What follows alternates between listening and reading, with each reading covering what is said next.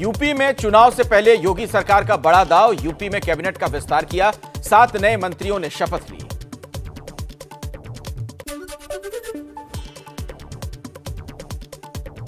UP cabinet विस्तार में Jitin Prasad cabinet मंत्री बनाए गए। जून में कांग्रेस छोड़कर बीजेपी में शामिल हुए थे, बाकी सभी राज्य मंत्री बनाए गए।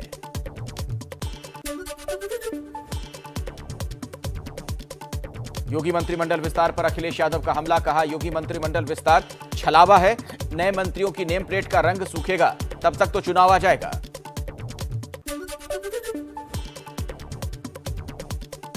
पंजाब की चरणजीत सिंह चन्नी कैबिनेट का विस्तार, प्रगट सिंह, राजकुमार वेरका, रजिया सुल्ताना समेत 15 मंत्रियों ने शपथ ली। कैबिनेट में 7 नए चेहरे भी शामिल। पंजाब के सीएम चरणजीत सिंह चन्नी कल सुबह 10:30 बजे अपनी कैबिनेट के साथ पहली बैठक करेंगे। चंडीगढ़ सचिवालय में होगी बैठक। दिल्ली हाईकोर्ट के गेट नंबर 7 के पास स्टेशनरी की शॉप में आग लगी। फायर ब्रिगेड की 3 गाड़ियों को भेजा गया। फिलहाल आग पर काबू पा लिया गया है। चुनाव से पहले सीएम योगी का किसानों को तोहफा, गन्ने का समर्थन मूल्य 325 रुपए प्रति क्विंटल से बढ़ाकर 350 रुपए प्रति क्विंटल किया गया। बिजली बिल का ब्याज भी माफ करने का ऐलान। योगी बोले किसानों का सम्मान होना चाहिए।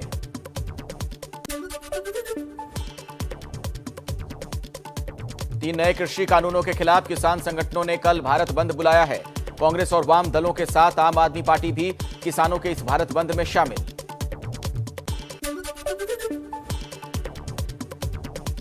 यूपी के रायबरेली में एआईएमआईएम समर्थकों का पाकिस्तान प्रेम सामने आया। असदुद्दीन ओवैसी के काफिले के साथ चल रहे लोगों ने पाकिस्तान जिंदाबाद के नारे लगाए। Video viral.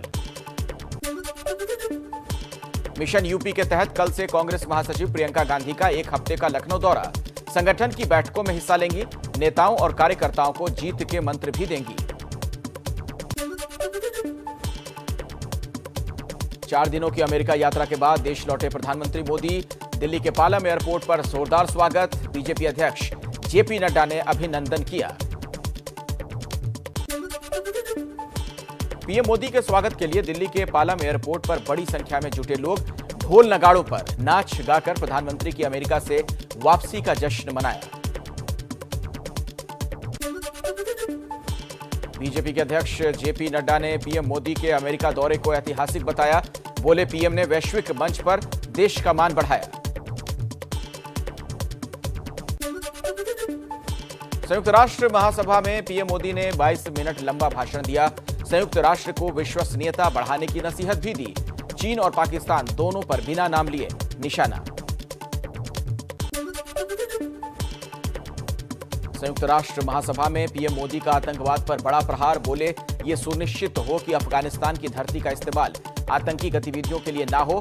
वहां के नाजुक हालातों का टूल की तरह इस्तेमाल ना करे कोई देश।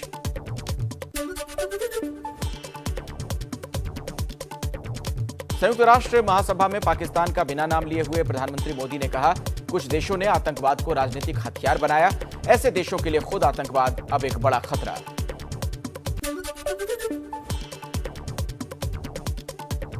भारत को मदर ऑफ डेमोक्रेसी बताते हुए प्रधानमंत्री मोदी ने कहा, स्टेशन पर चाय बेचने वाले का बेटा चौथी बार संयुक्त राष्ट्र को संबोधित कर रहा है।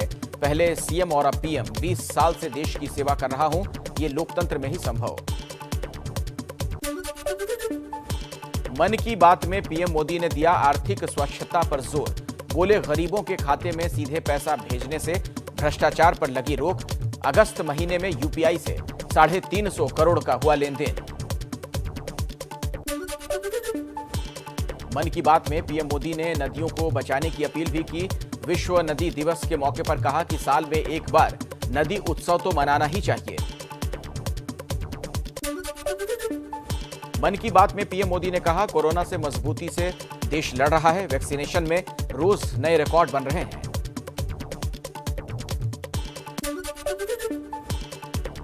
कश्मीर में 13 सालों के बाद वायुसेना का बड़ा एयर शो। श्रीनगर में डल झील के ऊपर मिग-21 बाइसन सुखोई चिनूक ने उड़ान भरी।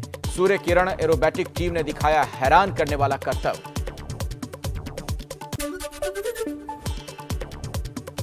जम्मू कश्मीर के बांदीपुरा में सुरक्षा बलों ने 2 आतंकियों को मार गिराया। मारे गए आतंकियों में बीजेपी नेता की हत्या का आरोपी आतंकी भी शामिल। जम्मू में रेलवे स्टेशन के पास से पुलिस ने टीआरएफ के आतंकी को गिरफ्तार किया। एक पिस्तौल और गोलियां बरामद।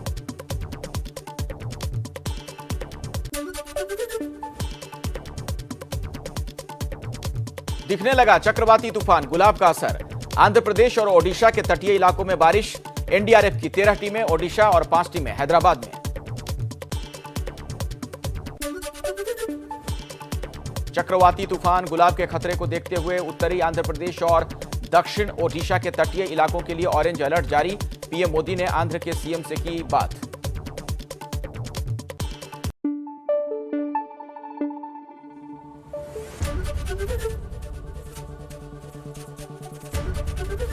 एबीपी न्यूज आपको रखे आगे।